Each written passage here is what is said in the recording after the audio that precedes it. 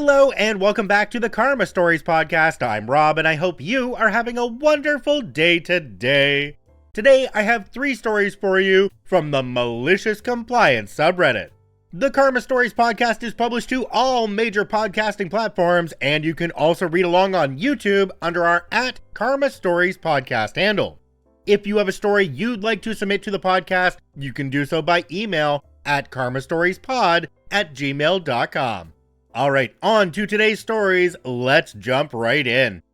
This story comes to us from Lickawall483.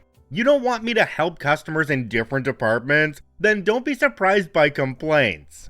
About 10 years ago, I applied to work at a retail store selling various tech products. It's a fairly large chain in the UK and can get pretty busy, especially after 5 p.m. or during holidays and sales. When I applied, I hoped to work in the computing department because I was passionate about different builds and had some experience building my own PC.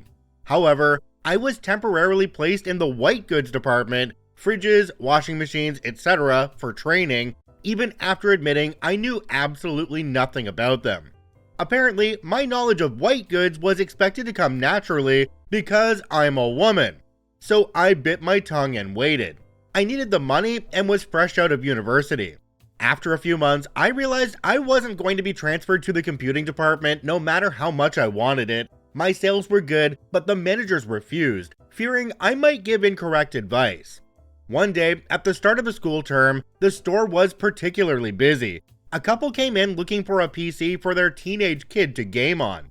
As a fellow gamer, I wanted to help, but my manager rudely pulled me aside and reminded me that unless we're assigned to a specific department, we're not allowed to assist customers or offer advice.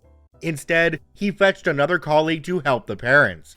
Since my department was quiet, I was tidying up around the store and overheard the colleague trying to sell the parents an Apple PC, claiming it would be great for gaming because all professionals use them. At the time, we earned a higher commission from Apple sales. Let me tell you, Apple PCs are not ideal for gaming, especially for heavier games, which often struggle to run well or are incompatible with macOS. I didn't hear the rest of the colleague's pitch, but the parents believed him and bought an iMac for their kid. The manager was thrilled with the sale and told me to use it as an example of good selling. I told him I could have done better and predicted the customers would return it. However, I was once again reminded not to interfere with the computing department. Cue Malicious Compliance. A few days later, during a particularly busy back-to-school sale, the computing department was short-staffed due to sick calls. Only 2 people were working there, including the colleague who sold the iMac. As expected, the parents came back with the iMac, clearly looking for a refund or exchange. They spotted the colleague who sold them the PC, but as soon as he saw them, he conveniently decided it was time for his lunch break, leaving just one colleague on the floor. The parents, now visibly frustrated, queued at the tills only to be told they needed assistance from a computing department colleague, as refunds for large items couldn't be processed at the tills. Desperate, they approached me for help. I would have loved to assist, but remembering the manager's strict orders, I told them I couldn't, as I wasn't allowed to handle anything from the computing department. The parents tried other colleagues, only to get the same response. Their frustration grew, as did that of other customers who couldn't make purchases because only computing department staff were authorized to sell those products. The only remaining colleague was overwhelmed, juggling multiple customers, while the colleague responsible for the iMac sale had already signed out for the day, and the other staff member was running late. Within 20 minutes, a massive queue of angry customers formed at the tills, all demanding to speak to the manager. The overwhelmed cashier had no choice but to call the store and floor managers. When the managers arrived, they tried to shift the blame onto the rest of us. I reminded them of the strict company policy against helping outside our assigned department, and pointed out that we hadn't received the necessary training to assist. Of course, this only made the customers angrier, leading to a commotion at the tills and further delays. I'm not sure how this situation resolved because I was pulled away to help an older lady, but that day, we received a flood of complaints on various websites, Many customers criticized the store's policy and complained about staff refusing to help because it's not their department. This prompted several brainstorming sessions about reducing complaints, though none of the ideas were ever implemented. You'd think they'd learn and change the policy, but no. Instead, they gave extra training to the existing computing department staff and allowed other colleagues to sell smaller items like mice, keyboards, consoles, games, and printers, but not laptops, PCs, or VR systems. Naturally, the complaints continued. The last time I visited the store to buy a laptop for my mom using a voucher, the policy was still the same. We waited around 45 minutes for someone to finalize the sale. At least I got the opportunity to voice my frustrations to the store manager, letting him know exactly what I thought of their ridiculous policy. Jumping down to the comment section on this one, we have one from a user called Contrantier. It says, "That manager 100% found out you were right about that return, and was too chicken crap to admit you knew better than him. But what else is new?" Another user down below called Dad of Triplets said, "Sounds rather like Curry's if you ask me. The staff there on the PC section don't know their butt from their elbow, and it's the same with pretty much all of the sections. I have been in there to have a look, knowing all about the product, and will ask questions I already know the answer to, and they BS to try and make this sale. The one time I tried to buy a PC from them, they didn't have it in stock. Then I found eBuyer and Scan Computers, and that was the last time I ever thought about buying a PC from Curry's. I have only ever found one salesperson in Curry's who wasn't interested in making a sale, only discussing the finer details about tumble dryers and which one was better to go for. Still went online to Costco and got it delivered from there afterwards though, as the warranty is much better than Curry's, 2 years versus 1 year." OP responded to this one and said, "I was trying hard not to name them, but yeah, the sales policies are insane. Managers tell staff to add the care plan as a direct debit and make it sound like a discount to get a commission, hoping the customer won't notice. They throw a fit if a customer refuses to take the care plan. One time, my mom was buying an all-in-one PC and the sales colleague threw a tantrum because she refused to follow his recommendation. He kept insisting it wasn't in stock and then refused to sell it to her, etc. It sounds like OP isn't working there anymore, as they said the last time they went in was to get their mom a laptop, and they were able to antagonize the manager at that point, which, let's be honest, sounds absolutely amazing, and we all wish we could do that. At least OP has a story they can tell in job interviews going forward, like, "Oh, there was this one time I watched a store implode because they wouldn't let anyone outside the computing department touch anything in the computer department. It's like they didn't enjoy sales or something." This story comes to us from Melantop. New boss is upset about overtime.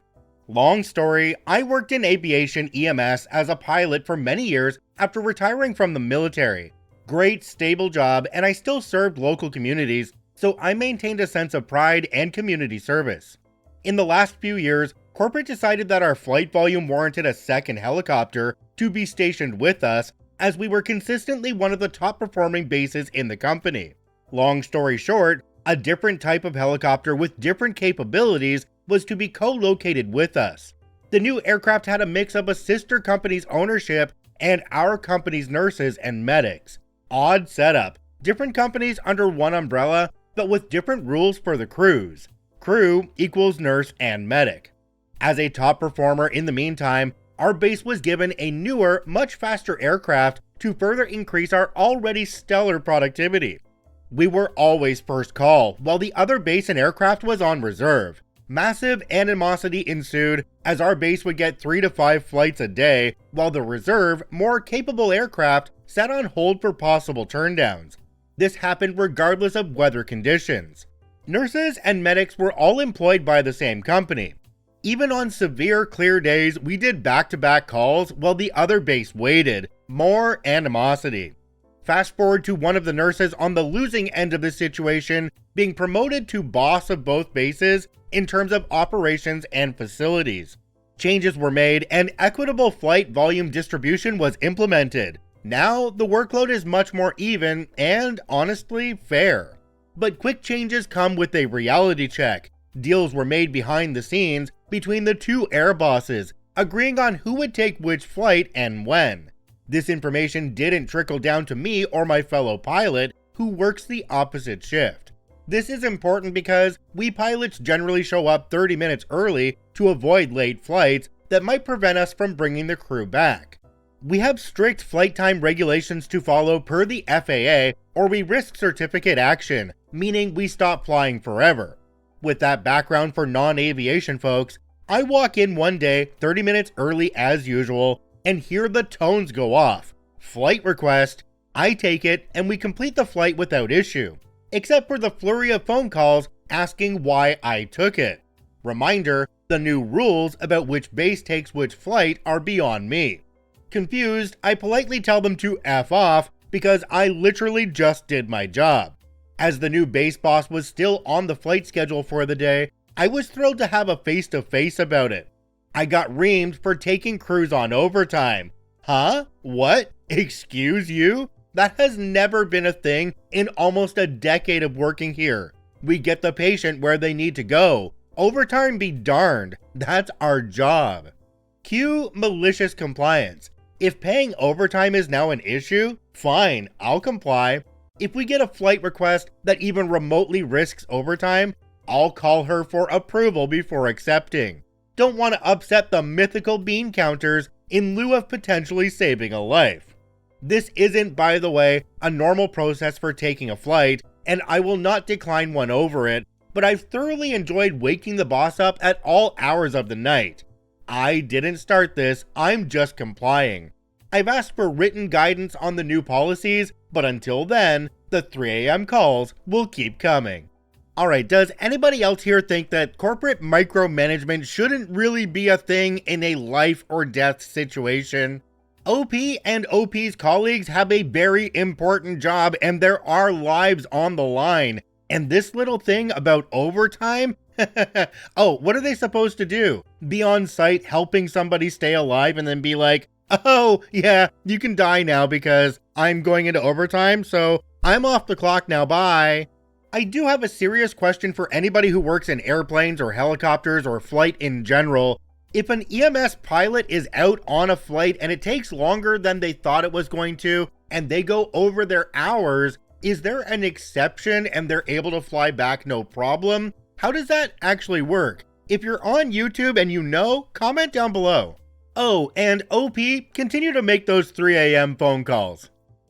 This story comes to us from Cryptid Fan. Need justification to purchase a box of tissues? You got it. In my early 30s, I, now 40 female, worked for a university as a project manager. We were state funded and therefore every nickel of spending had to be run through our department accountant, who was not terribly well liked. She was very nitpicky, would demand documentation on some expenses, but not others, and would be very condescending when she had to send stuff back for correction, aka done to her liking. It had nothing to do with being incorrect. Rumor had it that she only got and stayed in her position because she was related to a board member. That being said, I got used to her shenanigans pretty early and just did my best to get my purchases through her as quickly as possible so that I could continue my projects. About a year into my employment, I was handed a project that had been initiated by our director. It was a 5-year training program that was described to me as the director's baby. My manager got it off the ground and then passed it to me to maintain for the remainder of the program. I threw myself into this program not only because I enjoyed what I did, but also the director was cool as hell. I'm still friends with him on social media, and I wanted the program to succeed for him.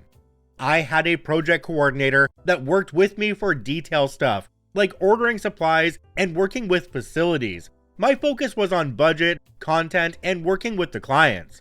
After she and I had run several successful training sessions under this new program, we needed to order more supplies of standard training stuff, like pens, notepads, name tags, etc.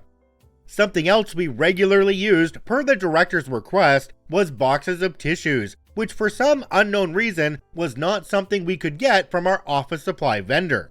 My coordinator had been buying them in bulk at a warehouse store with her purchase card and then storing them in the basement, only taking what we needed for each training session. When she went to submit the receipt for the new container of tissue boxes, the accountant lit into her about how tissues were not an approved purchase. Even when she showed the accountant an email from the beginning of the program showing that the director has requested tissues to be provided to the participants, she stated that the director didn't make or enforce the purchasing policy, which is technically true. When my coordinator, who was normally a very bold and brassy lady, came into my office looking defeated and told me she was going to have to take the tissues back unless the accountant received sufficient written justification, I got pissed. I could have pushed the issue up the chain, but I didn't want to bother my manager or the director with this nonsense. Instead, I decided to do what I do best: be annoying. One thing I am good at is writing extremely detailed BS. I can elaborate on any detail, no matter how small.